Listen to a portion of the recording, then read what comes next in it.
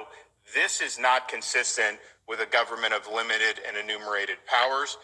There is no general police power. There's no power to mandate on the American people from the federal government. People will sometimes point out about state mandates and how those have been imposed through the years and have the constitutionality has been upheld. States clearly have a general police power. Whatever the wisdom of a particular mandate is, it's much different when the federal government is imposing that on tens of millions of Americans, particularly without any legislative sanction. At the end of the day, individuals should make informed choices about their own health care. They shouldn't be coerced into getting a jab. In this situation, you're going to have people that are going to have to make that decision. Do you get fired from your job, or do you do this if this may be something that you don't think is something that you want to do? And just be clear with what OSHA's doing. They're clearly not doing science because they reject immunity through prior infection. They reject the Israel study and all the very strong studies that have come out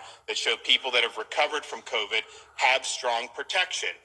They totally cast that aside, and they make no accommodation or acknowledgement of that in any way, shape, or form. But ultimately, people should be able to make these decisions. I don't think people want this decision yanked away from them. I don't think they want to allow a precedent where the federal government could come in and just force you to do what it wants you to do. And make no mistake about it, those individuals who have gone through a normal vaccination series for COVID, you will be determined to be unvaccinated very soon. They will do that. They are going to tell you you're unvaccinated and you have to get a booster. Otherwise, you could potentially face loss of employment or other types of penalties. So that is going to happen. They're not putting that in the rule, but they're already asking for feedback on how to do this going forward. So this is just the tip of the iceberg. It's going to get more restrictive. There's going to be more power brought to bear going forward if we don't stand up now and fight back. I just think people are so sick of constantly being bossed around